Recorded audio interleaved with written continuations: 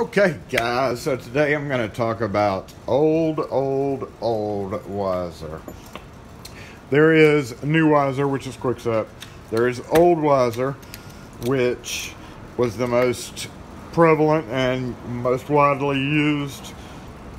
Typically had a plastic inner housing, inner core for the cylinder. And then there was an old, which is the same as this, except it had a metal housing that the cylinder goes in. So today we're talking about old Weiser and how to take it apart to rekey it. So these would break within 10 years of use easily. These are still going on 50, 60 years. I've got a complex that I rekeyed about 8 or 9 years ago that has these on every single door. 60 unit complex. It was fun. Every one of them had this type of lock on it. I know many would say, oh, that lock's just too old, get rid of it. Well, if it's still functioning, it can still keep functioning for a long time. And when you're talking about, say, an 80-year-old little old lady, she may need to change the key because her house sitter or whatever has gotten a key. So it's not, if the lock is working, you can rekey it to a new key without having to sell her a new lock. Now granted, some of them, like this one, how the knob is all smushed in, was due for a replacement.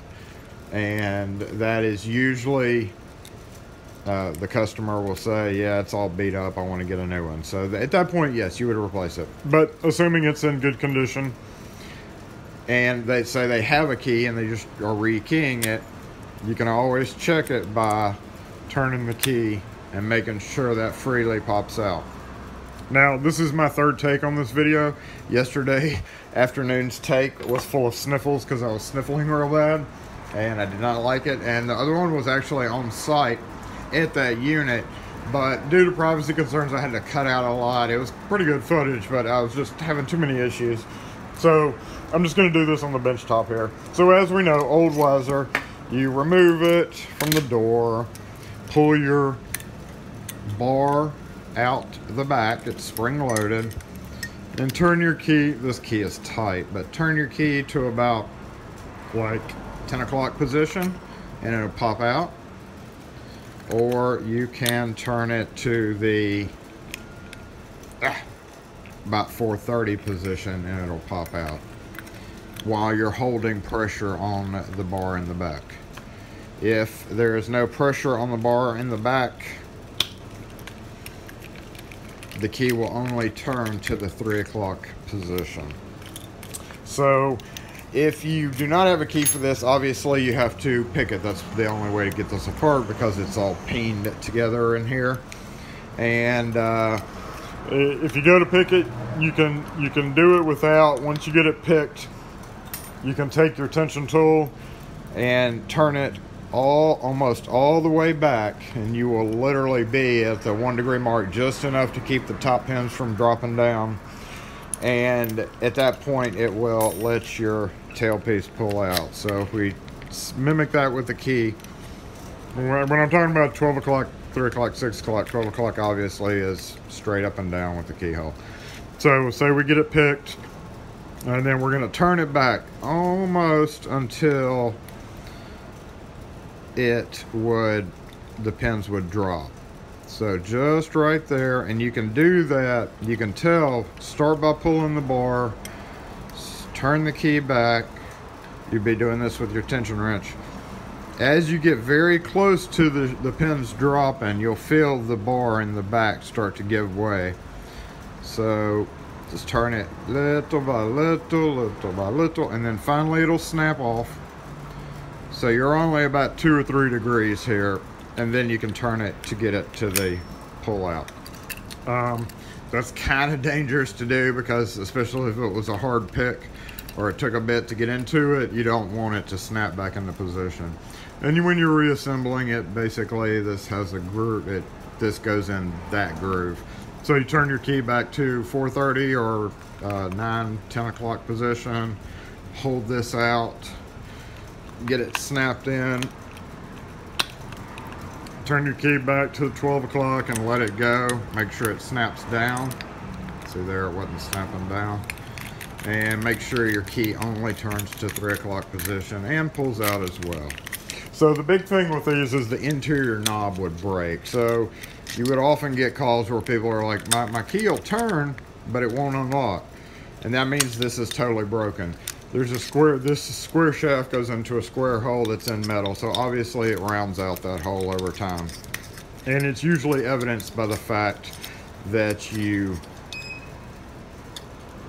it'll start acting up, and as in you have to take your key and just start like doing this and rocking it, and finally it'll pop out. That's warning you. That's saying replace me before you get locked out. Okay, so we're gonna go to the Old Weiser. The Old Weiser was the same as that, except it had the metal, that the housing was metal. So when you get real old, you take this off, take the latch off, and then you look at it and you go, whoa, wait a minute, that's different. That's different than that, certainly. This looks like it's supposed to come apart. That's because it is. So if you have a key, you were able to try it to make sure this interior still pops out. This one does. If you don't have a key, you don't know. Unless you take a lock, unless you just keep a lock with you. I don't know if this is going to work crossways. They change. Oh yeah, it might. Unless you keep like a lock with you to try it, then you never know until you get it rekeyed and put together. Unless you can pick it and try it, and sometimes that takes time. So these you do not have to pick. You can take it apart. You have to take it apart from the inside. On this one, we're going to assume that we don't have the key because I wanted to show you the shimming part of it. So to do this, you need pretty much everything here. Oh, one other thing, back on this, if you, while you were picking it, go get you a very cheap from like Harbor Freight pair of vice grips. And whenever you take this off the door, pull the bar out, take the vice grips and clamp it on like that. And that way you can pick it either way with no fear of having to do what I was telling you about. So just keep a pair of, you know, $3 vice grips, smallest one so that it's light. And that'll make that a little bit easier to do. Okay, so let's get it apart. No key, assuming no key here. And we're going to go in with our circlip removers and remove this ring. Now this ring right here falls into a notch. If you see it, that notch. It's basically holding this spring cage on. A lot of times that clip is gone or broken, but the lock will still function because when it's on the door, the plastic protrusion from the latch will just kind of keep that from going anywhere. It's not great, but like I said, I've done many times, and 75% of the time this clip right here is non-existent. So we're going to spread it. Now when you're taking these clips off, sometimes since it's on a flat piece of metal, it's hard to get those hard to get it to lift up.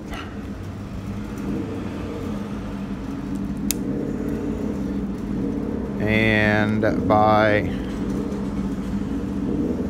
I'm also having some trouble here because I'm trying to do this through a camera. So get it in there, seated, spread it, and pull up. Pull it all the way off, set it aside. And again, 12 o'clock, 6 o'clock, in line. We're holding it directly in line. This one, the spring's on the bottom. It can go bottom or top, that really doesn't matter. But when you go to try to pull this off, it's gonna stop. Some of them it'll stop. What you have to do is, and there's these notches right here are going to be going into notches right there. Let me get a pointer. So this has to fall into that. So you have to clear it away from that for one thing. So you're going to pull it up just a bit. And then you're going to pull the shaft out because it's spring loaded. And as you do that, I'm going to hold the knob in my hand. and I take this and twist it. Now this is kind of a little bit tricky to do. You can also twist the knob sometimes, but it's good to have a third hand to do this, especially when you're putting it back together. But you can, you just have to get it in the right spot. Okay, I got it twisted far enough. Pretty strong spring still on this one. And I'm lifting it up. And we can see how the metal right there, which is where that clip holds onto, but we can also see that it is not squared, it's rounded on the end. And that's not from wear, that is built onto it. So you can put it in. It's much easier to get on. So we're gonna set that aside. We're gonna turn the knob and pull out this C-clip that we revealed.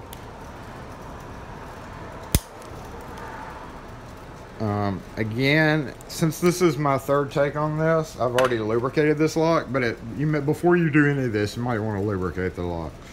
Okay, so this piece pulls straight out.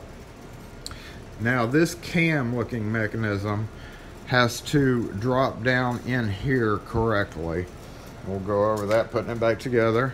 And at that point, you can lift this rosette off. There is a plastic washer here that helps with lubrication, with smoothness of operation, so metal's not on metal. And then we also have this piece, which when going back together needs to align with that.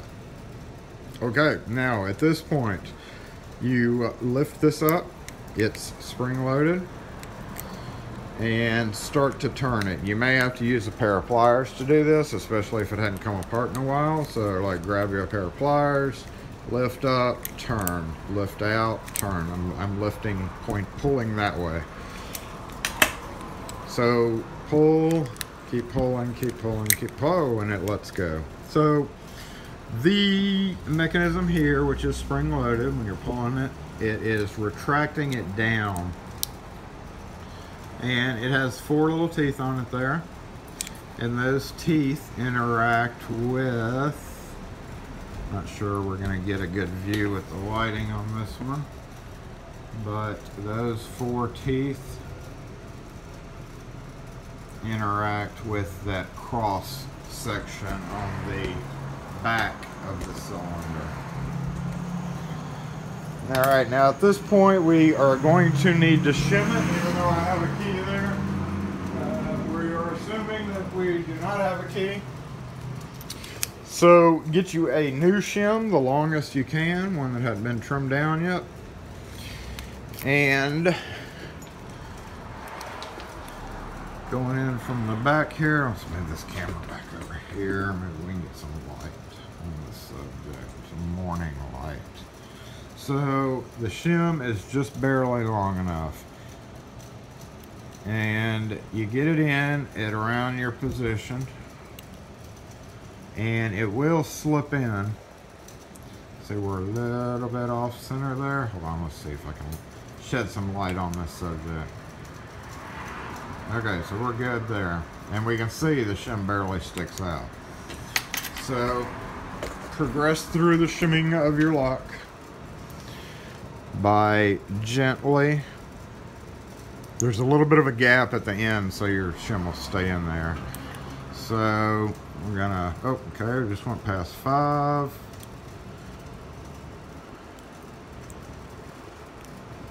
Just went past 4, past 3.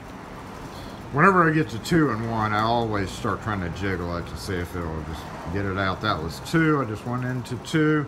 Our shim is really deep in there right now. And 1, you can usually just pull the key out enough to get it to turn. Okay, so then we take our plug follower and run it out. And at this point, you're gonna hope your shim will come out either the front or back. You may have to go back and forth. This time it came out through the front, so yay. Sometimes you gotta pull it back and forth. It's always a good idea on these old fellas to check your springs. Make sure everything is coming out pretty well. It is a bit harder to do this way. So basically on these, I try to go all the way back.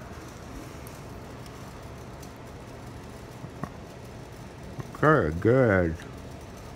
Good. Good. Good. And good. You especially want to do that if they are master keyed. On that one that I was telling you about, that condo, I had to remove master pins, so I had to do this to every one of them. Okay, so voila, we rekeyed it to a new key. All right, so back together. You can look in there, pull your plug follower back just far enough to find your top pin chamber, because it's kind of hard to do. You basically don't want the notch part of it going that way. That'll kind of hang you up. Not too bad, so you kind of want to make sure you're a little bit off center from there. Run your plug in. And as you do all the time with keys with no, you hold in the cylinder when you're checking the key. Okay, so now we're going to put this back in. Now, it's kind of hard to do with two hands, because you have to both push down and lift up and hold. So if you try it, and if it's well lubricated, sometimes it's not a big deal.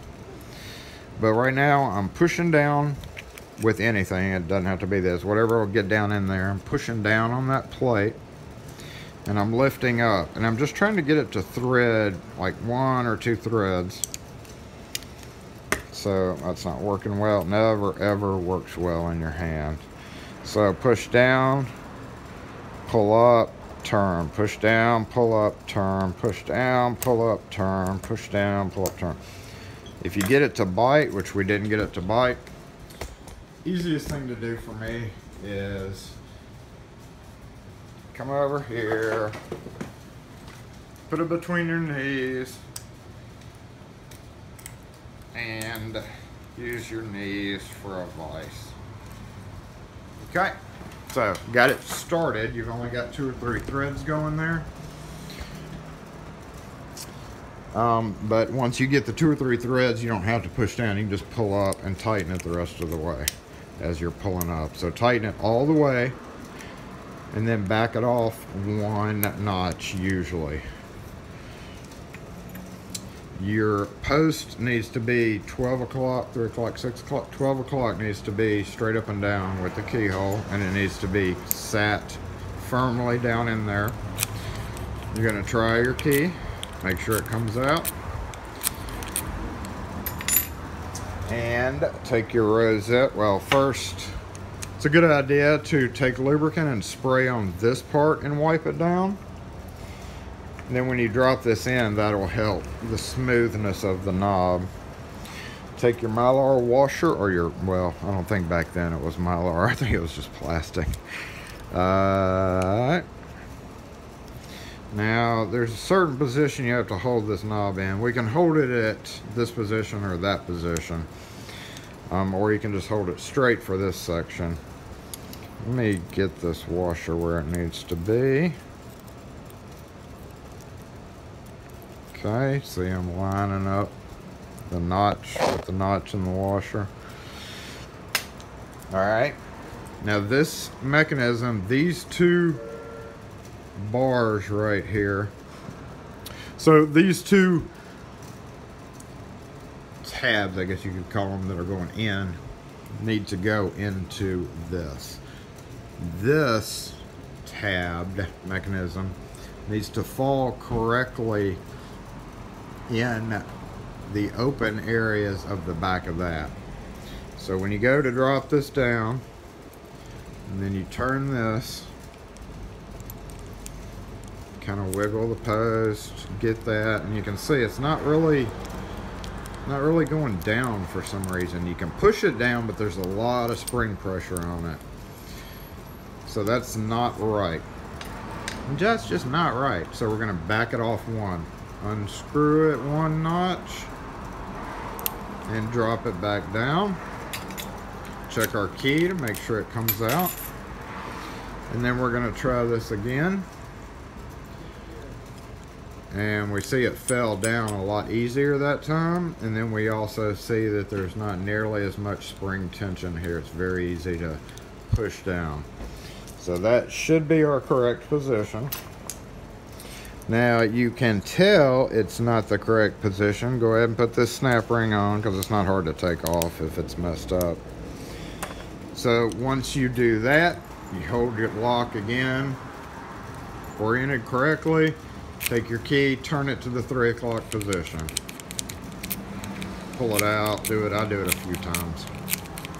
Okay, if it wasn't correct, if there was something going on here, when you turn your key, it'll trap. It'll be like, "Clank." And you're like, oh no, but it's okay. Just undo your snap ring, pull that off, and it'll free the key up. And it's simply a matter of this just not being in the correct alignment. Okay, so now when we're putting this back together, we're going to hold the lock, and then we're going to turn it to about 3 o'clock position, or you can do it to this position, either way. But about not 3 o'clock, like 2 o'clock. And that puts this shaft at a diagonal. Now you want the 2 legs to be on each side, so we're going to go in at a diagonal like this. We're going to go over the 2 posts, and then we're going to pull up on the shaft. Now the bottom of these, whoa, this has to engage with that notch. So when you pull up on the shaft to get it to that area that's not squared, and then turn the knob, I'm turning the whole knob with the shaft, and then it snaps down into position. So if you look closely, you can see everything engaged with the notches that it's supposed to. And the 2 legs of the springs are on that side. And then at that point, you either go find a clip. You can buy a Harbor Freight. This is its own special size. But there are a few sizes. You can either buy them individually at a hardware store, or you can buy one of those Harbor Freight kits that's got all of them in it for pretty cheap. Run the spring down until it stops. You're not going to be able to get it all the way down with those. But I come in and pull up on the shaft and press down with a little flathead screwdriver. And you should hear it snick into position. I may have actually got it in position. Nope, I did not get it in position. So pull up on the shaft, and then go around there. Snap in there. And snapped in. Make sure it's firmly seated. Looks like it is.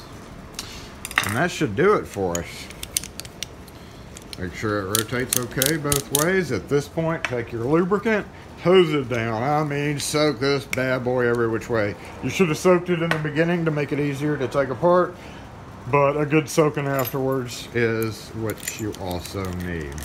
So then you have rekeyed your old Weiser. Also, before this is on any of them, hose the inside down with lubricant, and then hit it right in this area with lubricant so that it soaks down. And before you put it back on the door on any of the versions of the push-in knob, push the knob in and lock it. Have it in the locked position before you engage it. I've done that for 25 freaking years almost now, and I just have a feeling that it helps to preserve the length of time that lasts, because when I started, I would not do that, and we'd have problems with them later quicker. So always lock the knob before you put it on like that, and try your key. And we see this 50 to 60-year-old lock works absolutely perfectly, except for that latch, which I did not. Always lubricate your latch as well. And there we go. Now it's working perfectly. Now obviously you could shim this open because there's no dead latch.